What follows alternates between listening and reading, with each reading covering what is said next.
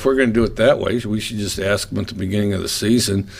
Just go ahead and you guys vote on it, figure out 1, 2, 3, and 4, and why even have the game? I'm going straight to the top.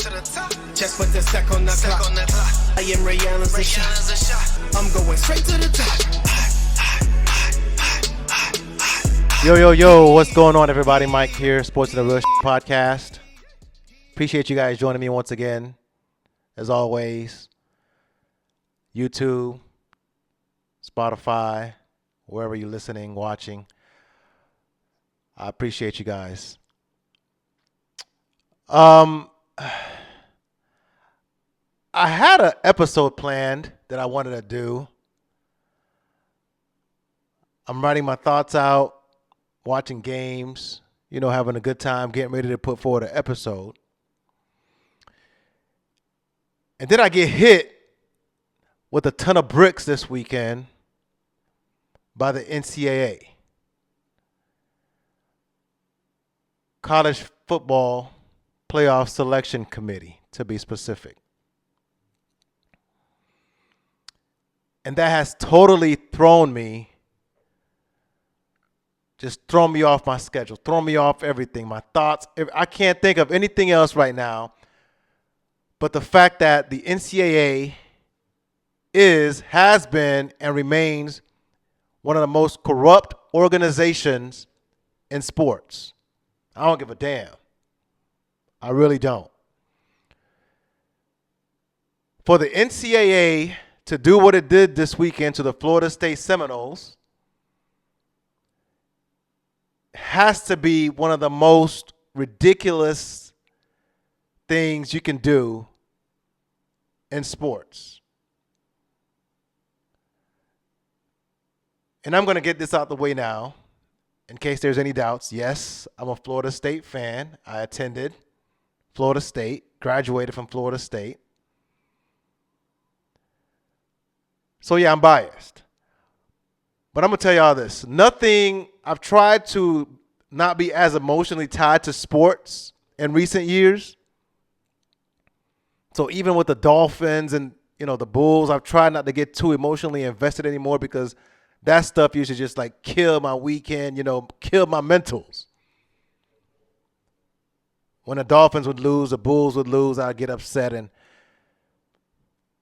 I'm not that way anymore. So I haven't been as invested emotionally in sports the last few years, which is for the good. Too old for sports, gonna be heartache for a week, all right? But this weekend, specifically on Sunday around 12:20-ish, I feel like it was in the afternoon, the College Football Playoff Selection Committee made me feel a certain way, man. And I'm upset. I'm going to tell y'all now, I'm upset. And if you're a fan of sports, you're upset too. Because truly, nobody who's truly a sports fan is okay with what the Ncaa and the committee decided this weekend. Only people who are okay with this are Alabama fans and people getting paid. ESPN is paying them, right? So they need the ratings. And so-called SEC fans who support Alabama and who support SEC teams no matter what. That does something for them.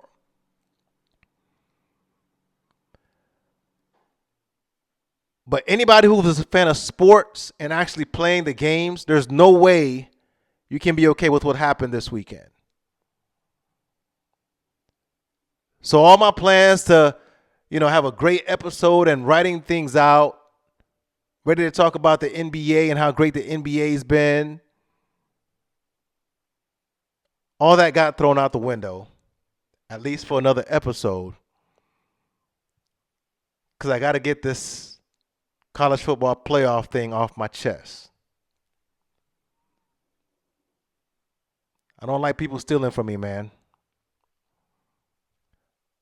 Y'all heard me last episode. I talked about the fact that once Jordan Travis went out, I was like, man, I thought our season was done because, there's no way the backups would have come in and won the games that we needed to win to get to the playoffs. But they did. They did. So now that they've done that, right, Florida State earned the right to be in the football championship series, college football championships, all right, the playoffs.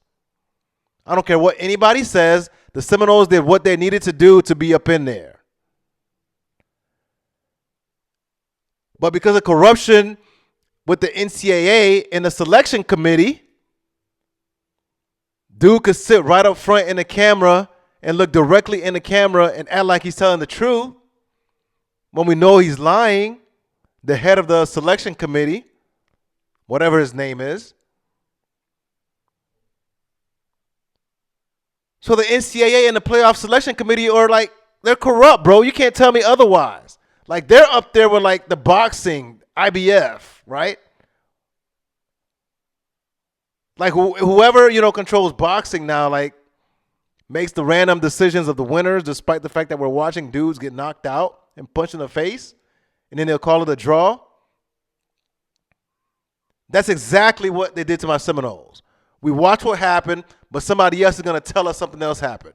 So in boxing, you're watching dude get pummeled, and then the judges get to say, no, that's not what happened. We'll call it a draw. So in this case, we're sitting there watching Florida State win and win and win and win and never lose. Power 5 conference, beat whoever came their way. SEC team, first game of the year, neutral site, don't matter. The judges didn't see enough to give us that.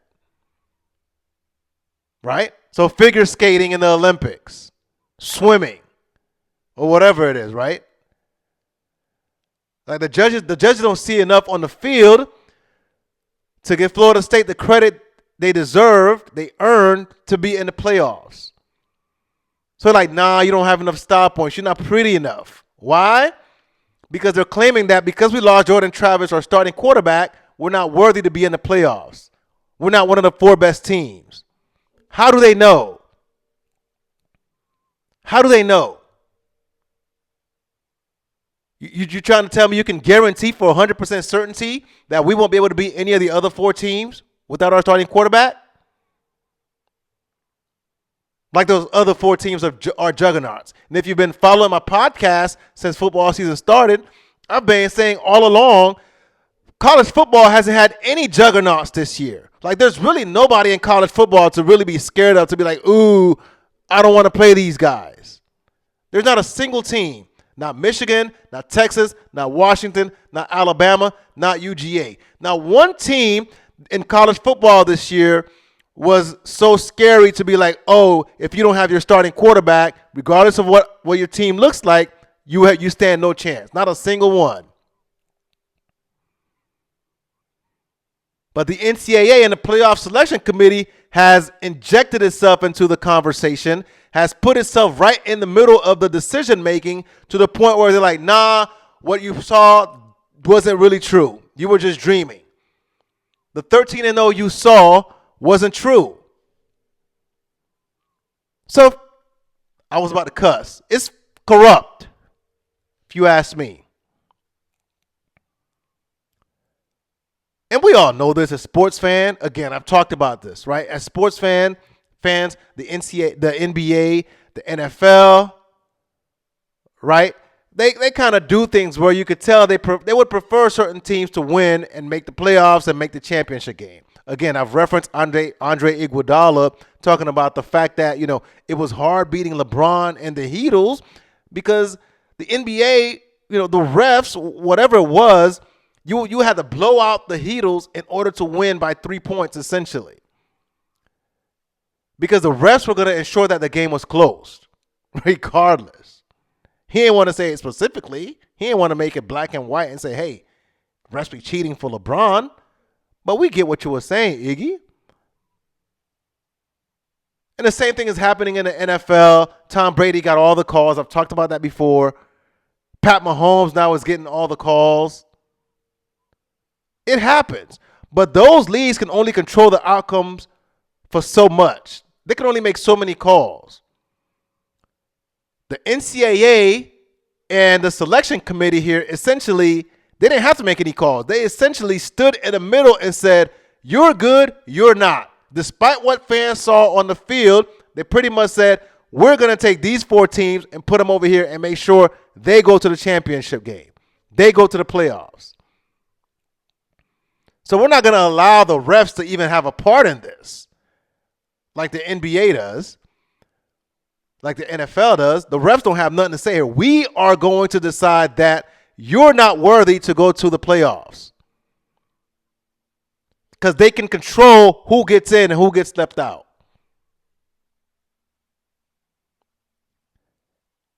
And as I'm all upset and I'm getting on social media and Twitter and I'm seeing, of course, everybody else, affiliated with Florida State and other folks who aren't even, affiliated with Florida State are like a hot mess. They're mad as hell.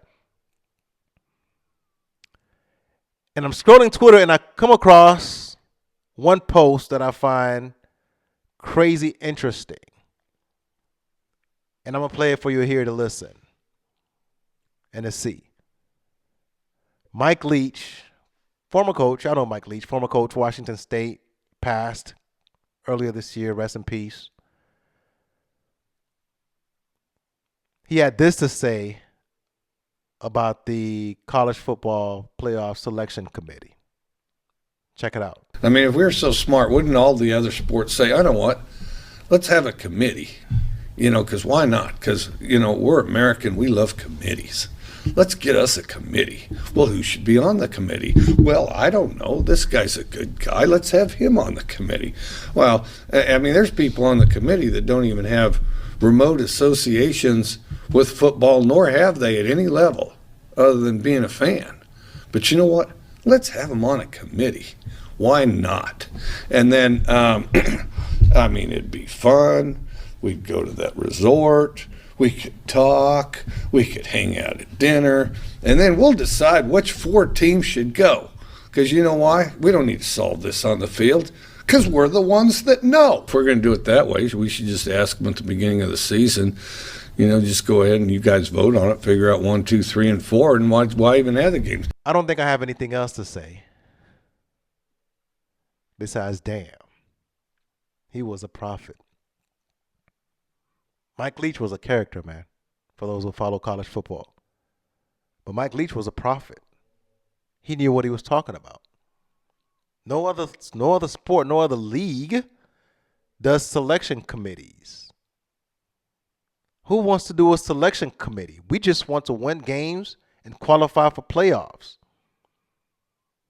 Because he knew that a selection committee eventually, whether it's 2-team selection committee, 4-team selection committee, 12-team selection committee, he knew eventually the selection committee is going to have some kind of bias and they're going to do something stupid or get paid off to the point where they do something egregious like leaving Florida State, an undefeated Power 5 conference winner, out. He knew that. Mike Leach, the prophet?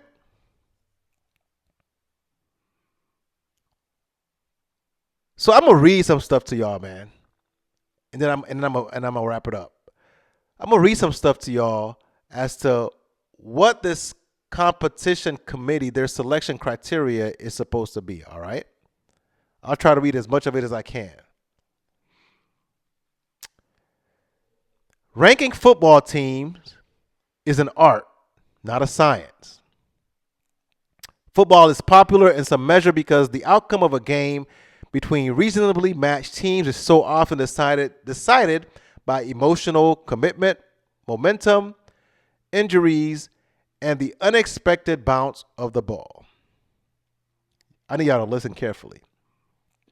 In any ranking system, perfection or consensus is not possible, and the physical impact of the game on student athletes prevents elaborate playoff systems of multiple games. They're making excuses for not having playoffs, like true playoffs. For purposes of any 14 playoff, the process will inevitably need to select the 4 best teams from among several with legitimate claims to participate. They've pretty much, in that paragraph, given themselves the power to choose who they want. For purposes of any 14 playoff, the process will inevitably need to select the 4 best teams from among several with legitimate claims to participate. So the proposed selection process is this. Establish a selection committee that will be instructed to place an emphasis on winning conference championships, strength of schedule, and head-to-head competition when comparing teams with similar records and pedigree. Treat final determination like a tiebreaker. Apply specific guidelines. Treat final determination like a tiebreaker. Apply specific guidelines. Treat final determination like a tiebreaker. Apply specific guidelines. The criteria should be provided to the selection committee must be aligned with the ideals of the commissioners, presidents, athletic directors, and coaches to honor regular season success, while at the same time providing enough flexibility and discretion to select a non-champion or independent under circumstances where that particular non-champion or independent is unequivocally one of the 4 best teams in the country. I'm going to say that again. The criteria to be provided to the selection committee must be aligned with the ideals of the commissioners, presidents, athletic directors, and coaches to honor regular success, while at the same time providing enough flexibility and discretion to select a non-champion or independent under circumstances where that particular non-champion or independent is unequivocally one of the 4 best teams in the country. Unequivocally one of the 4 best teams in the country. When circumstances at the margins indicate that the teams are comparable, then the following criteria must be considered. When circumstances at the margins indicate that teams are comparable, then the following criteria must be considered. Again, after giving themselves all this power at the beginning, they're saying, oh, here's a criteria that we came up with. All right? Don't forget what I read to you. So here's the criteria. Championships won, strength of schedule. Strength of schedule is an SEC bias. Why? Because the SEC always gets the benefit of the doubt in preseason polls. Always. Don't give me that strength of schedule BS. Because the SEC always gets all the top 25 spots, regardless of how it ends up at the end of the season. Because there's a bias there. There's an intrinsic bias that the SEC is always better every year. So strength of schedule is always going to favor SEC teams because they're always the one that has the most ranked teams all the time, even if it's not always always the case. Let's keep going. Strength of schedule, head-to-head competition, comparative outcomes of common opponents, without incenting margin of victory. We believe that a selection committee of experts properly instructed, in parentheses, based on beliefs that the regular season is unique and must be preserved. Based on beliefs that the regular season is unique and must be preserved, and that championships won on the field and strength of schedule are important values that must be incorporated into the selection process. Has very strong support throughout the college football committee. Again, all that sounds good. But when you already have a bias built into the process, then is it really honest? Are we really dealing honestly? Let's keep going. Under the current construct, polls, although well-intended, have not expressed these values, particularly at the margins where teams that have won head-to-head competition and championships are sometimes ranked behind non-champions and teams that have lost in head-to-head competition.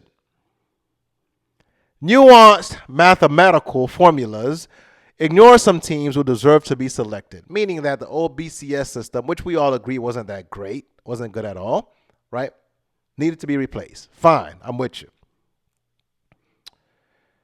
As we expand from 2 teams to 4 teams, we want to establish a human selection committee that, 1, will be provided a clear set of guidelines. 2, will be expected to take the facts of each case and specifically apply the guidelines. 3, will be led by a chair who will be expected to explain publicly the selection committee's decisions. Some of the guidelines and protocols expected to be established to guide the selection committee would include, but not be limited to the following. While it is understood that the selection committee members will take into consideration all kinds of data, including polls, selection committee members will be required to discredit polls wherein initial rankings are established before competition has occurred.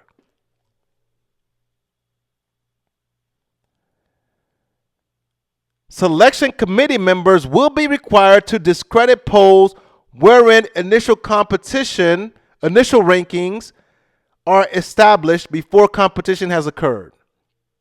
Let me say it again clearly. Selection committee members will be required to discredit polls wherein initial rankings are established before competition has occurred. Meaning preseason polls shouldn't matter. But we know they do because the preseason polls determine whether or not you're still in the top 10. If you are ranked in the top 10, you're likely to stay hovering around the top 10, 8, 7, keep going up. And even if you lose, you'll come down a bit, but you'll probably still stay in the top 10 if you lose one. So the polls, like I said, which are already biased to the SEC, remain biased throughout. And those polls don't get thrown out. They don't say, hey, we don't care about these polls from the very beginning. Let's see how each team played from start to finish. They don't do that. Did you win all your games? That should matter, but let's keep going. So I said, selection committee members will be required to discredit polls wherein initial rankings are established before competition has occurred, okay? And like I said, the strength of schedule is based on initial rankings, and there's SEC bias all over that. I've already said that, all right? Any polls that are taken into consideration by the selection committee must be completely open and transparent to the public. Any polls that are taken into consideration by the selection committee must be completely open and transparent to the public. The final polls for the AP, Florida State was number 4. The coaches poll, Florida State was number 3. So if those two polls have Florida State as at 4 and 3, what did the competition committee take into consideration and throw them out? Did they take another poll? Did they create their own poll? Or did their own thoughts and feelings, or getting paid off, did their own thoughts and feelings supersede those polls? See, what we don't know is that the weight that is applied to each of these things. Because this thing says pretty much any polls that are taken into consideration by the selection committee must be completely open and transparent to the public. The only two polls I know are the coaches and the AP poll. So either they took their own poll, some other poll, or they said, F it, we don't care about these polls. Strength of schedule. Third one, strength of schedule. Head-to-head competition and championships won must be specifically applied as tiebreakers between teams that look similar. Now, what does it mean to look similar, y'all? That's the most subjective thing ever. Strength of schedule, head-to-head competition, and championships won must be specifically applied as tiebreakers between teams that look similar. Selection committee members associated with any team under consideration during the selection process will be required to recuse themselves from any deliberations associated with that team. That was all the criteria for the selection committee.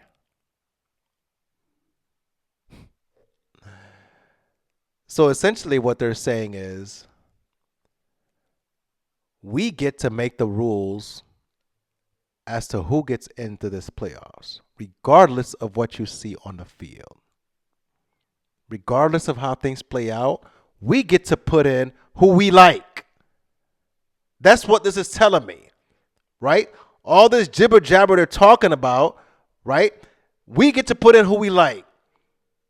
Despite what the polls say, right? We can ignore the polls. We can apply whatever we want to whoever we want. Different rules for different people. So you have an undefeated season in a Power 5 conference. We don't care. But you have a loss. Fully healthy, you have a loss. Hey, let's come on in.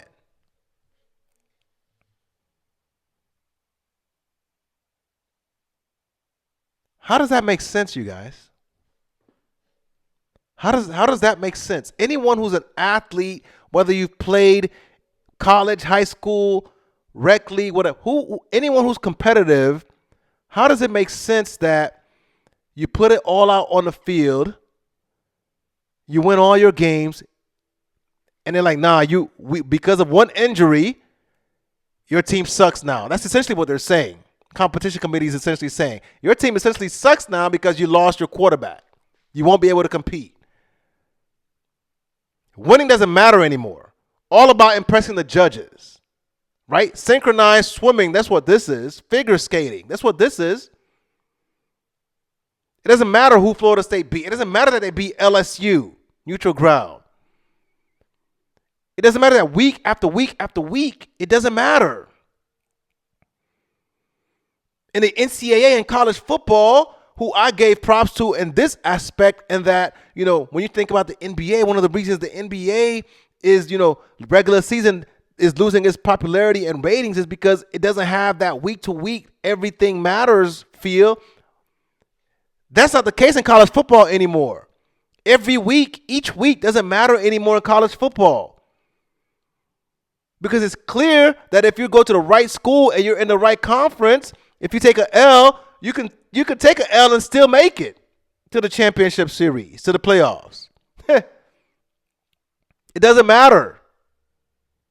There's going to be an excuse made for you if you're in the SEC. They're never going to come out and say it. But the corruption is visible, man.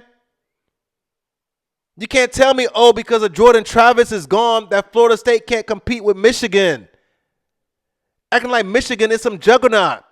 Acting like Bama is a juggernaut. No, they're not. Washington is not a juggernaut. Texas isn't a juggernaut. There is nobody, even without Jordan Travis, that the Seminoles can't beat. But still in all, we're sports fans. Mike Tyson was dominant. He couldn't lose nothing. He couldn't lose Nathan. Buster Douglas knocks his ass out. You never know. Upsets happen.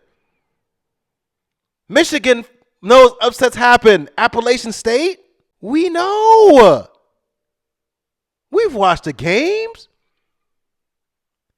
So you can't tell these kids that Florida State players that because Jordan Travis is out, and Jordan is a great player, man.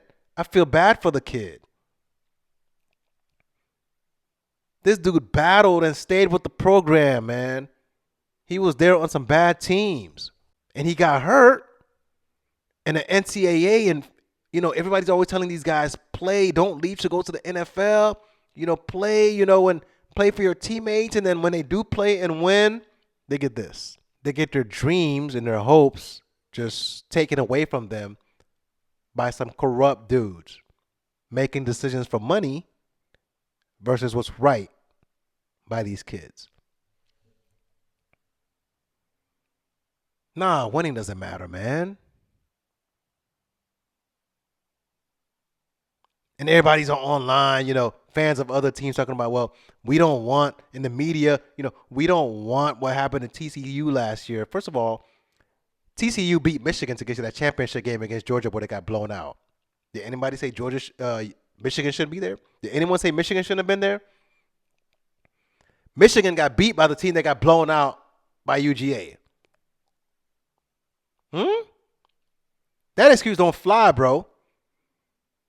Second, TCU had the 91st ranked defense last year. 91st ranked. So the only chance they really had against UGA, who had 1 million professional players, NFL players in their team, was to outscore them. But their defense was ass. 91st ranked defense. FSU's defense was 6th in the country this year. And anybody who's watched the last few weeks, even without Jordan Travis, that defense has stepped up big time. Louisville had one of the best offenses in the country coming into that game, that ACC Conference Championship game. Florida State's defense absolutely stifled them. They couldn't do jack. They pummeled them. Why? Because football is two sides of the ball, man. Anybody who watches football knows that there's two sides of the ball. Especially in college this year, again, there are no dominant offenses just running wild. There aren't any dominant teams where you're like, ooh, no, man. Washington wasn't even supposed to be there. Oregon was supposed to be there, and they upset them. Nobody knows the future, man. Upsets happen. The quarterback does not win alone. I love you, Jordan Travis. I really do. But the quarterback does not win alone in college or in the NFL. Stop that nonsense. Florida State got some dogs, man. Trey Benson, the running back, is a dog. Probably top 3-5 running backs in college. Jared Verse would have been drafted last year. Early round, first round pick. Came back for a championship. Now you're telling homie he can't go play for a championship after taking his team undefeated. Jared Verse slammed the door shut on the Gators rivalry game on the road. He did that. Now you're telling Jared Verse he can't go play in a championship game. Keon Coleman is a monster. Top 3 maybe wide receiver in the nation. Definite first round pick coming up this year. These are studs. Florida State got NFL players on both sides of the ball, but you're going to tell these guys they're not fit enough to go play against Michigan. Michigan, who literally took the ball out of their quarterback's hands against Penn State and ran the ball 32 straight times. That Michigan, you're telling me Florida State has no chance against Michigan. They literally said to their starting quarterback, we're not going to let you throw the ball because we don't trust you. Their starting quarterback who tried to throw the game away against Iowa in the conference championship game, J.J. McCarthy. He's playing like a freaking backup. You're telling Florida State and that defense, they don't stand a chance against J.J. McCarthy. No hate to Michigan because they got a nice squad. They got a complete team. But you're not going to sit here and tell me Florida State would have got blown out by that Michigan team. You can't. But essentially, that's what you just did. But really what you did was you said, hey, we want Bama in. We can't have a championship series. We can't have a playoffs without an SEC team. That's really what this is, and we all know it. And that's what makes it so bad. Because everyone knows it, but there's nothing we can do about it.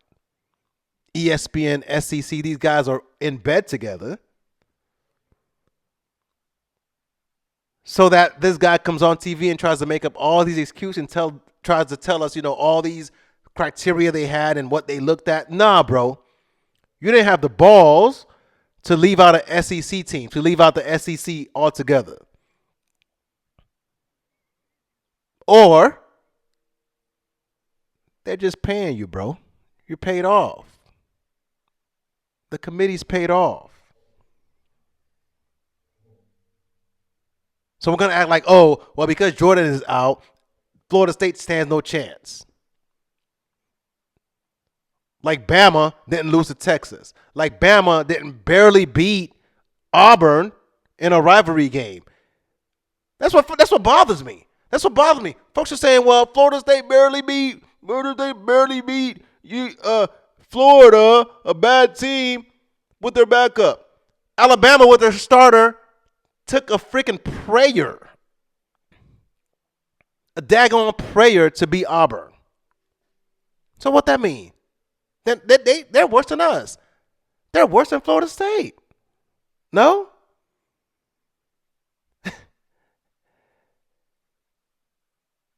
Alabama lost to Texas at home. That should have disqualified you right there. You lost at home. But they're Bama, so they get the benefit of the doubt. And that's the thing. Alabama has always gotten the benefit of the doubt, y'all. Always. Go back and look at it. All the rankings, no matter what happens, Alabama gets the benefit of the doubt. Because they're the SEC. Oh, the game against, I'm thinking of a long time ago. I think it was still the BCS back then. Against LSU, ugly game, and it's like 6-9 or whatever it is. Oh, they're still the two best teams in the country. Always gets Alabama just now started getting good quarterbacks. Their quarterbacks have been sus forever. But forever, people thought, well, because of their defense and their athletes, they were still the best in the country. Excuses were always made for Alabama. They didn't start getting good quarterbacks until what? Jalen Hurts? Tua? Alabama just started getting nice quarterbacks. But for whatever reason, nobody ever doubted their viability in the playoffs or in a championship. Because football is more than quarterbacks. Bama had the defenses and the athletes, and Florida State had the defense and the athletes. Don't give me that stuff. Previous generation of Bama quarterbacks were essentially backups for other teams. They were backup level players. They weren't that good. But Bama always got the benefit of the doubt to go to championship series, to go to playoffs, and to go to BCS title games. So don't tell me that Florida State, because they have a backup who won 2 games and a third stringer really who won a game at the end of the year, can't compete. Don't change the rules now. Ncaa, selection committee, don't do that.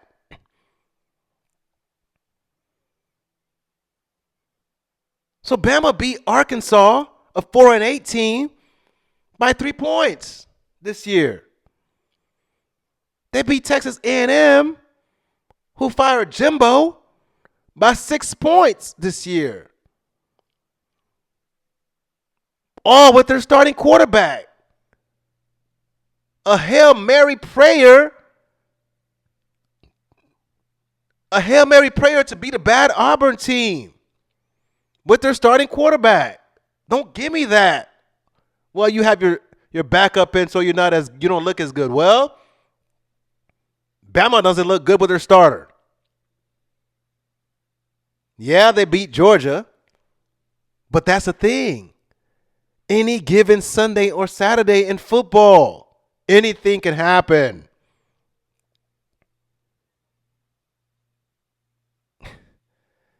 There's just so many more examples, man, of just this season has been like I've been chronicling it all this year, man.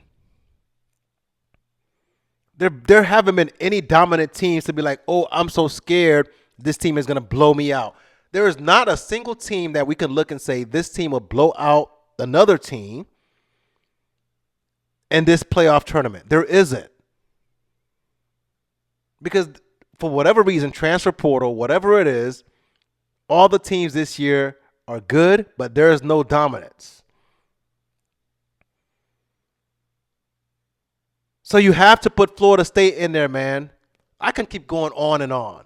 You have to put Florida State in there. They deserved it. They earned it. 13-0, undefeated, Power 5. They beat who was in their schedule. They beat ranked teams. Their defense is nasty. Their running game is one of the best. with or without Jordan Travis, they weren't going to get blown out in the playoffs. They were going to have a whole month to prepare. People act like the backup Tate Rodemaker didn't just come in like a week to prepare for a game. We were going to have a month to prepare for Michigan or whoever we played. You don't think Mike Norvell and the coaching staff could have had a game plan in a month? Or are you just making excuses, NCAA?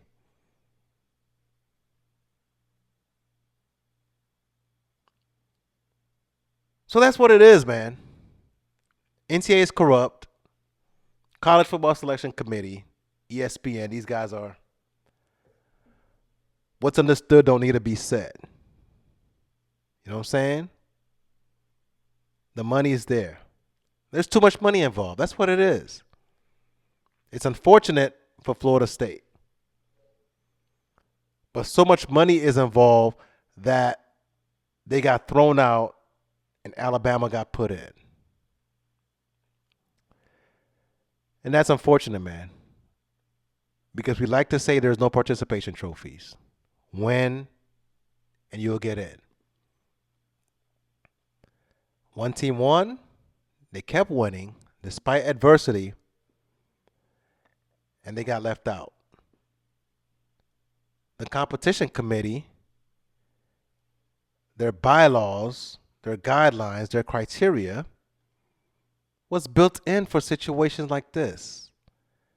For them to overrule what is on the field.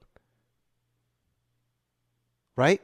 Even though it clearly says that in cases of it's supposed to be using tiebreaker. Right? Tiebreaker means, hey, these two teams got the same record.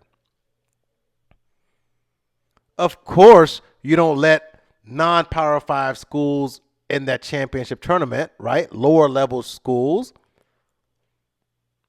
right? Lower level conferences, you know those guys, okay, maybe they're not playing the strongest competition. But Florida State played dudes who are going to be in the league, man. Their team has dudes who are going to be in the league, and they played other dudes who are going to be NFL players. Like Clemson may be down right now, but Clemson has NFL players, man, on their squad. And on down the line. So don't give me that. And they beat LSU, SEC team. And the ACC had a winning record against the SEC this year. Don't give me that. There's nobody who can't lose, bro, any given Sunday. And with Florida State's running game and their defense, they could have beaten anybody in that tournament. Anybody. But if you just focus on the quarterback, you're just telling the rest of the team, hey, you guys don't matter. So when these dudes quit and declare for the NFL draft and say, nah, I don't want to play, people are going to get mad at them. Right? If Jared Verse says, nah, I'm good, I'm not going to play in the Orange Bowl, and Keon Coleman says, I'm good, I'm not going to play in the Orange Bowl, and Trey Benson says, I'm good, I'm not going to play in the Orange Bowl, people are going to call them selfish. But the NCAA just said they don't matter. Their abilities don't matter. All three of those guys, Trey Benson, Jared Verse, Keon Coleman, they're probably starters at Alabama. They're starters on Alabama's team. But you're saying those guys don't matter. So if they say, hey, I don't want to play in the Orange Bowl, they're gonna be called selfish. But I won't blame them one bit. Because what Jared Verse came back for, you took it away. You snatched it. With your bias. Taking money. You took it away. Corrupt NCAA, College Football Playoff Selection Committee, you took it away. The inherent bias in the system makes it so that the SEC, Alabama, and these boys always have a seat at the table or always in a conversation. And that's the kind of stuff that drives hate for Alabama. Because over and over and over, when they take an L, they take 2 L's, somehow they're still always in the playoff picture. How do you go from 8 to top 4 with just one win. How do you do that? How? No way. Don't give me that. So enjoy this college football playoffs, man. I had to let that off my chest. That's painful to watch. Your whole life you're told win, man. Win. No participation trophies. Win. And then somebody comes and says, nah, you didn't win like we wanted you to. We don't think you're good. Somebody just spit in your face, man. You spit in the face of those players and said, nah, we don't think you're good enough. We don't think you're like that. We think y'all soft. We think with a backup quarterback, even though you guys are all Americans, nah, we don't think y'all good enough. Y'all gonna get worked in the playoffs. We're predicting the future. We're God. We're predicting the future. College Football Playoff Committee is saying we're gonna predict the future and say you guys are gonna suck, man. You guys aren't worthy. You guys aren't good enough. That's what the playoff committee just said. Y'all ain't good enough.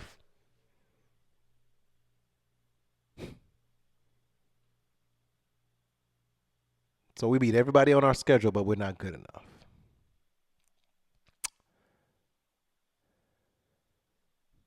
Yeah. That one hurt, man. I can't lie to y'all. That's some bulls.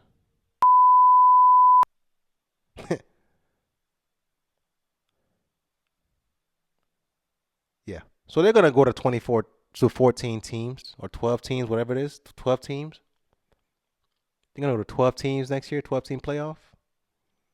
It's going to be the same thing.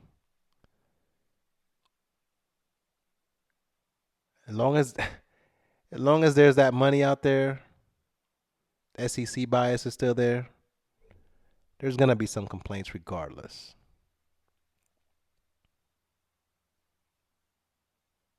So Mike Leach is gone, but his words apply to 14, 12-team, whatever. Selection committee. As long as there's a selection committee, there will be bias.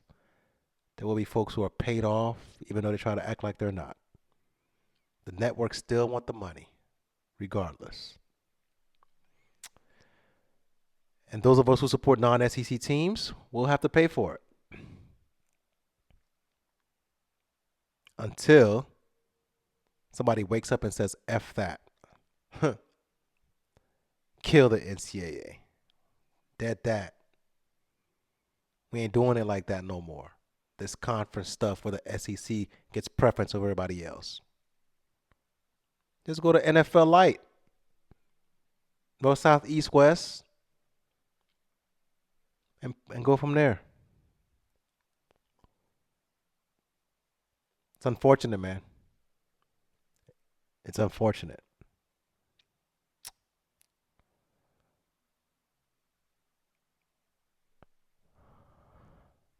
Appreciate y'all watching, though.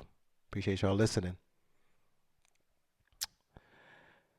I had to let this out, man. That was terrible to experience. If you're not a fan, I don't think people who aren't fans of Florida State, who are invested, would know the feeling of, man, I'm not a player, but damn, I can't imagine. Played 13 games, and it's football, not basketball, football. Playing with injuries, through injuries. And you gonna tell me my wins don't matter? I did all that. You're gonna tell me all my wins don't matter? That this team that took a L at home is better than me? All because of one injury? You gonna tell me I'm not good enough? You gonna let me look at me straight in the face and tell me I'm not good enough? I promise I'm done, y'all. I'm done.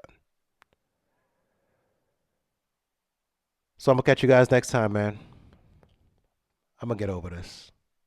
I'm going to catch y'all next time. Y'all be good. Sports in the real Mike. Peace. I'm going straight to the top. Just put the stack on the clock. I am Ray Allen's a shot. I'm going straight to the top.